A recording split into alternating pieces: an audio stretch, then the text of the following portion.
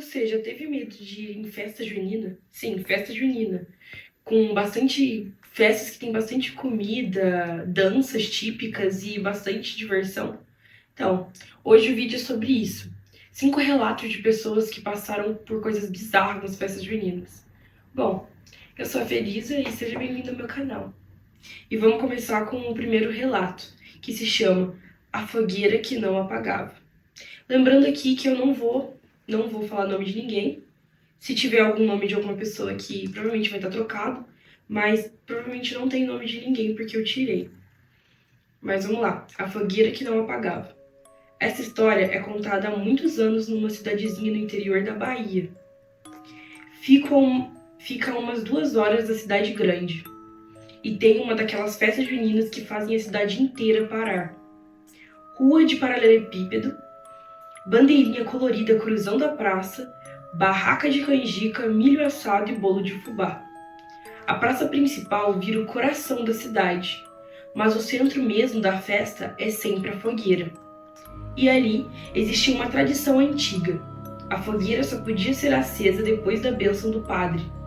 Era uma coisa simbólica, mas levavam a sério. Só que num ano, por pressa e por descuido, ou talvez só por arrogância mesmo, resolveram fazer diferente. O padre tinha se atrasado e disseram que ele estava num velório numa cidade vizinha e que talvez nem chegasse a tempo. A comissão da festa ficou dividida. Alguns queriam esperar pelo padre e outros diziam que a fogueira era só um detalhe. No fim, um grupo decidiu acender mesmo assim, e foi aí que a coisa começou a dar errado. A fogueira foi montada com troncos grossos de eucalipto seco, palha e estopa, tudo como sempre. Por volta das 7 da noite, um rapaz da organização acendeu a base com uma tocha improvisada. As chamas subiram rápido e o povo aplaudiu. A quadrilha começou a se formar e parecia tudo normal, mas logo começou a soprar um vento estranho. E o céu, que estava limpo, de repente fechou de uma vez, como se alguém tivesse puxado um pano escuro. Começou a garoar. Nada demais, né? Só que o fogo não apagava. Pelo contrário, a fogueira parecia crescer cada vez mais. As chamas ganhavam força, mesmo com a chuva caindo em cima. Jogaram baldes de águas e jogaram areia.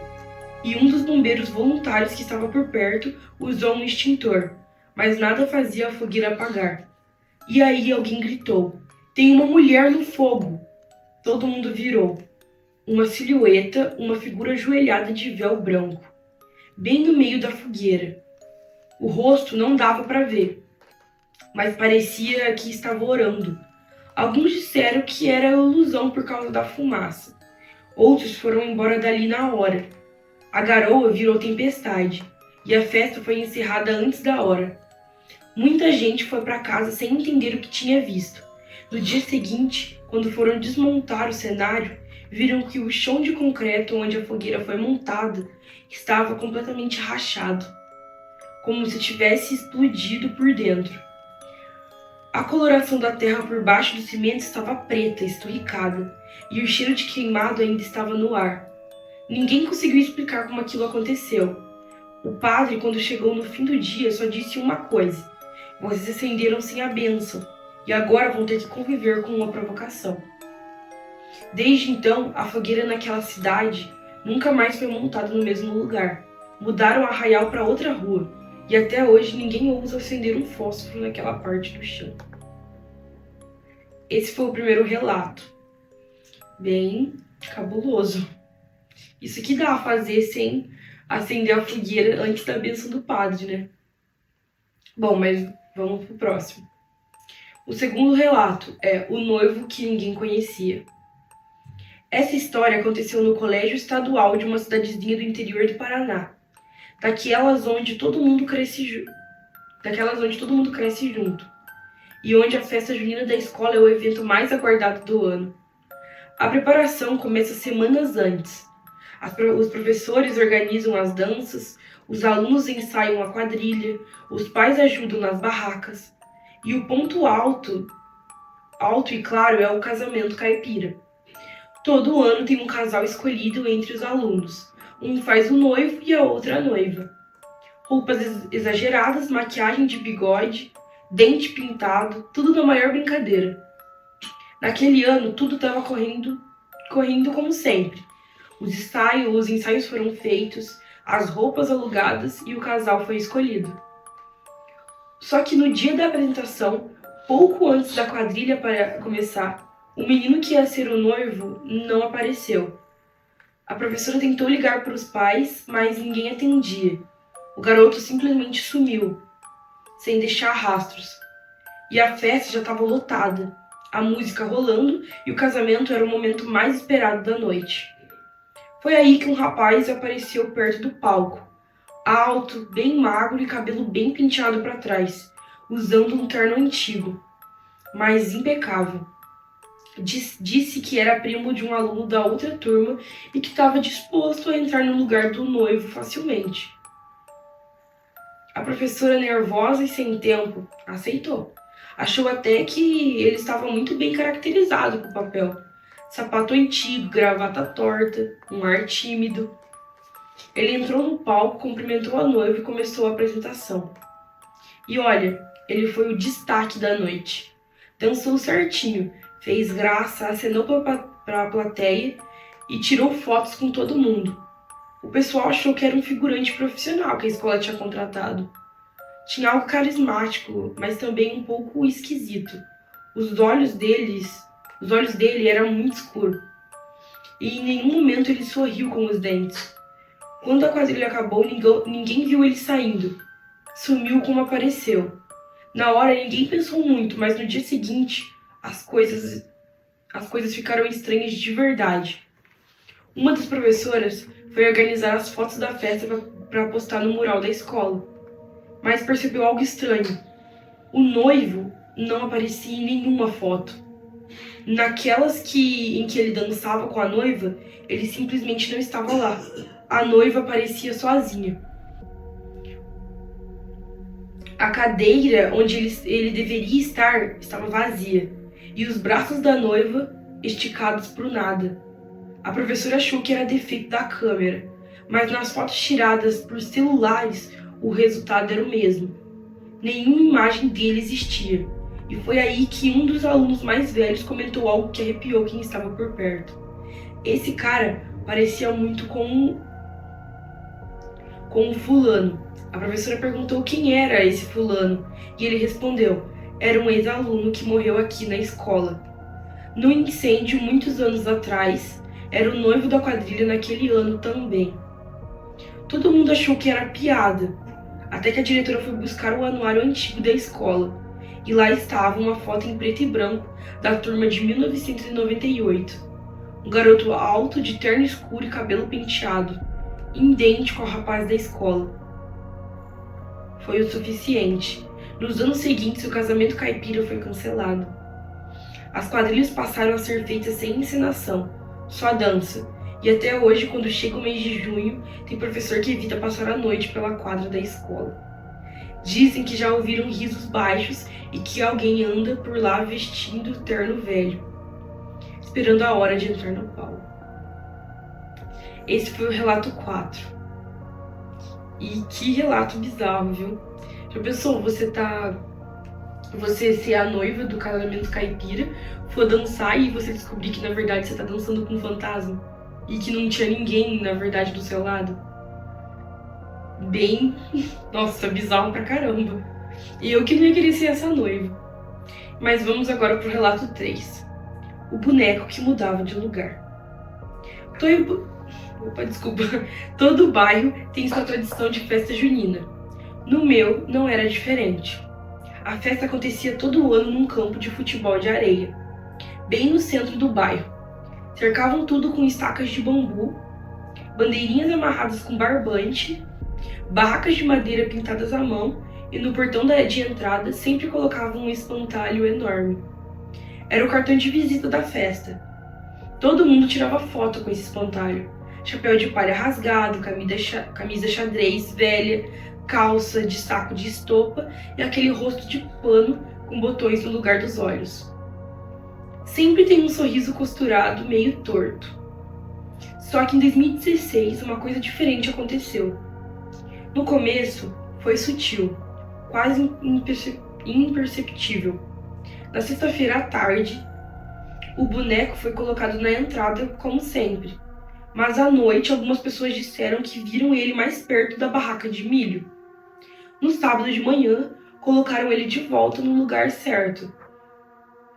Mas no fim da tarde ele apareceu encostado na lateral da fogueira, como se alguém tivesse carregado ele nas costas e debaixo ali. E deixado ele ali, eu falei errado. A equipe de organização achou que fosse molecagem, mas ninguém assumiu nada. Disseram que talvez o vento tivesse derrubado, mas a verdade é que o boneco nunca era encontrado caído. Sempre em pé, reposicionado, como se tivesse andado por conta própria. No domingo, último dia da festa, a coisa ficou mais ainda tensa. Era por volta das 7 da noite e a praça já estava cheia. Música rolando, crianças correndo, quando uma senhora conhecida do bairro passou em frente à barraca de doces e parou de repente.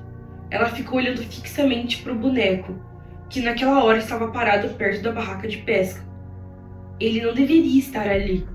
Ela chegou perto, deu alguns passos lentos e murmurou: "Ele me olhou." As pessoas ao redor riram, mas ela não. Disse que viu os olhos do boneco, aqueles botões, se virarem lentamente na direção dela. Falou que sentiu um calafrio subindo pelas costas e teve que sair da festa na hora. Depois disso, muita gente começou a se sentir estranho também. Teve criança chorando, dizendo que o boneco estava andando pela grama. Teve gente que achou que ele mudava de posição toda vez que alguém virava de costas. Mas o pior ainda estava por vir. Na madrugada de segunda-feira, quando a festa já tinha acabado, o pessoal da montagem voltou para desmontar tudo. Ao chegarem, encontraram a barraca de doces arrombada, vários potes jogados no chão e ao lado da fogueira apagada, encontraram marcas de pegadas na areia molhada. Pegadas descalças, mas não normais, eram 3 dedos longos, como se fossem garras ou pés deformados. Tinham pelo menos 30 dessas pegadas espalhadas por todo o terreno. E o boneco estava deitado de lado, com a cabeça virada em direção ao centro da arraiá, com um dos botões, o do olho esquerdo, arrancado. O espantalho foi queimado naquela mesma manhã, bem no meio do campo. E desde aquele ano, nunca mais colocaram boneco nenhum na entrada da festa. Hoje em dia tem gente que nem gosta de passar perto do lugar. E quem participou naquela festa em 2016 ainda lembra da sensação estranha de estar sendo seguido por algo que não era humano. E esse foi o relato 3. Gente, que bizarro. É tão estranho ter essa sensação de como se algo que não devia estar vivo, né, como esse boneco, tá meio que se mexendo sozinho. É bem bizarro isso. Bem bizarro mesmo. Eu não ia querer isso não, Deus me livre. Eles já deviam ter tacado fogo há muito tempo nesse boneco, coitado. Nós vamos pro relato 4. A música que só alguns ouviam. Essa história aconteceu em 2019, numa festa junina que rolou num sítio afastado no interior de Minas Gerais. Era daquelas festas bem caprichadas, sabe? Feita por familiares de bairro. Com som ao vivo, quadrilha ensaiada e barraca de doces caseiros e forró raiz. O clima estava perfeito, céu limpo, noite fresca e cheiro de lenha no ar. O sítio era grande, cercado por mata dos 2 lados e com um salão coberto, onde ficavam as mesas e o palco da banda. A festa estava cheia, bem animada, mas sem confusão.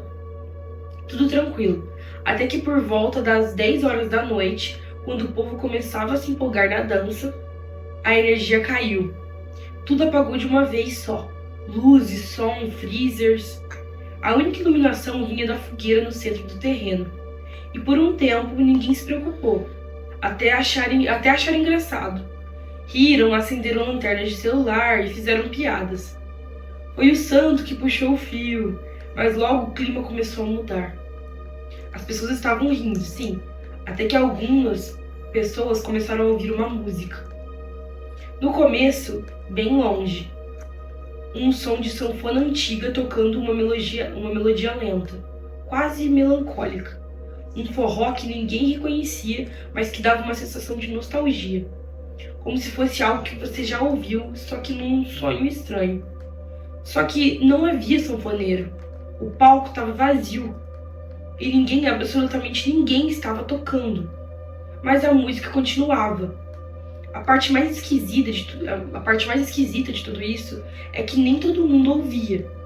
Algumas pessoas perguntavam: "Vocês estão ouvindo isso?" Outras respondiam: "Ouvindo o quê?" Foi quando meu primo começou a agir de um jeito estranho. Ele estava sentado perto da barraca de quentão, sozinho, olhando fixamente para o escuro, como se estivesse tentando enxergar alguma coisa lá de longe.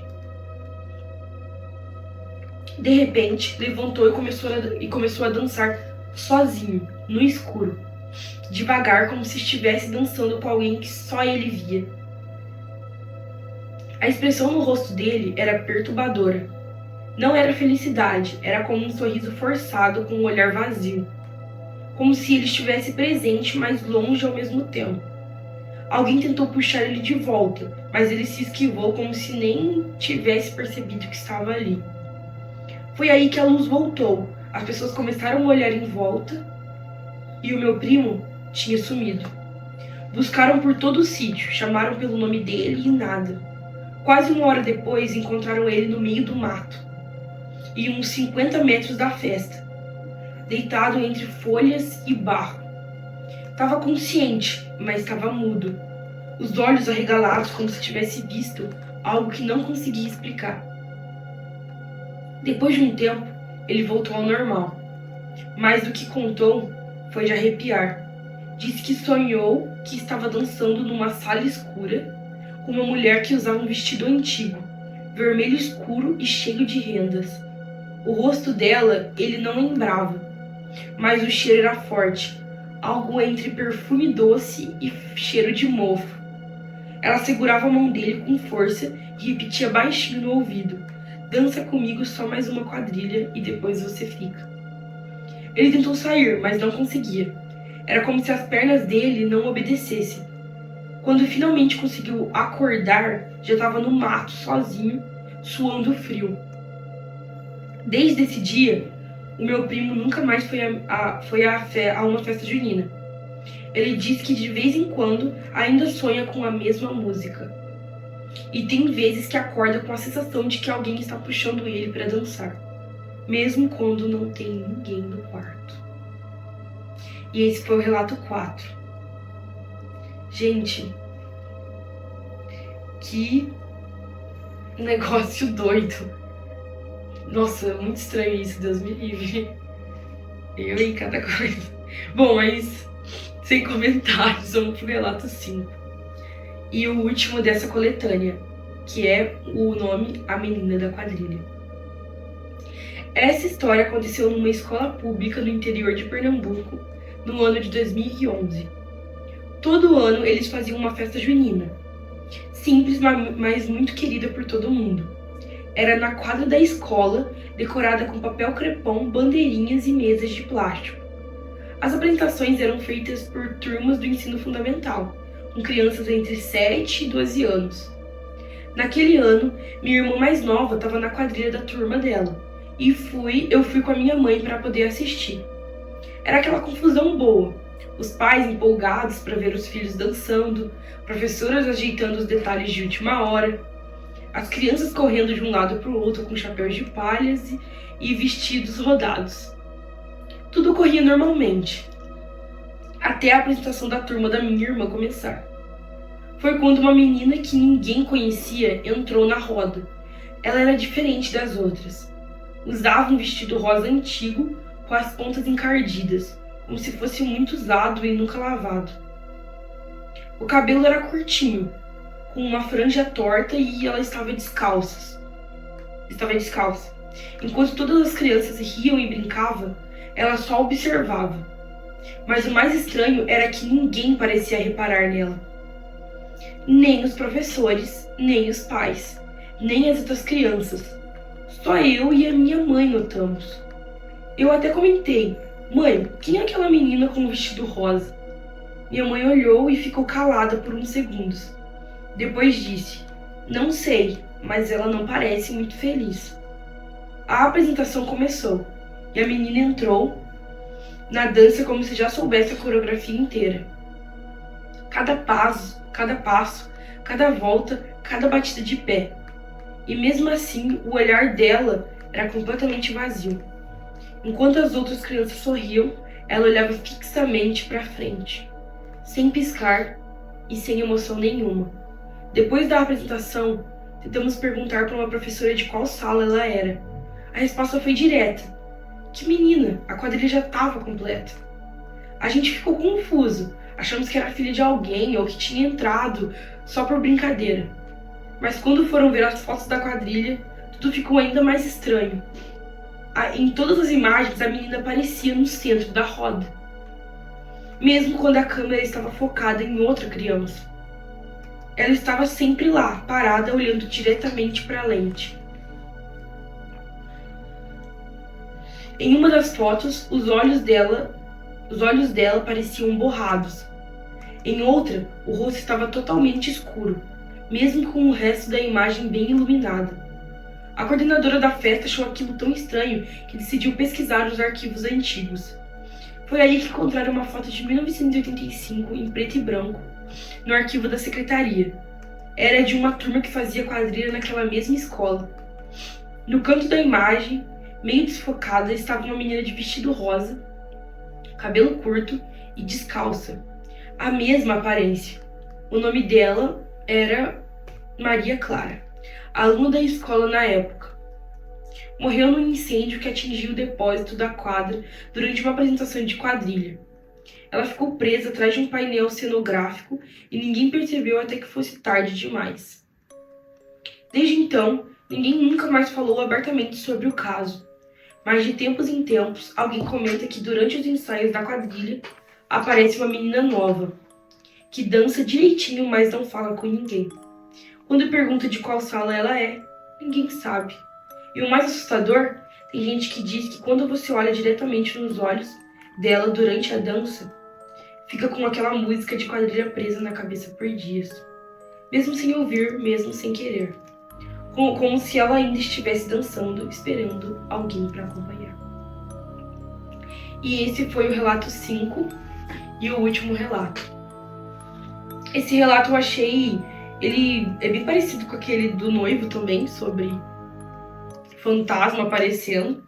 Acho que é comum agora aparecer fantasmas em quadrilhas, mas achei bem bizarro também esse relato, né? E conta também sobre almas que acabaram morrendo e não tiveram, né, o seu devido fim ali decente. E é bem bizarro mesmo. Mas bom, esse foi o vídeo. Eu espero que vocês tenham gostado. E se você tiver algum relato aqui sobre alguma coisa assustadora que aconteceu com você, deixa aqui nos comentários que eu conto nos próximos vídeos. Espero que vocês tenham gostado e é isso. Tchau!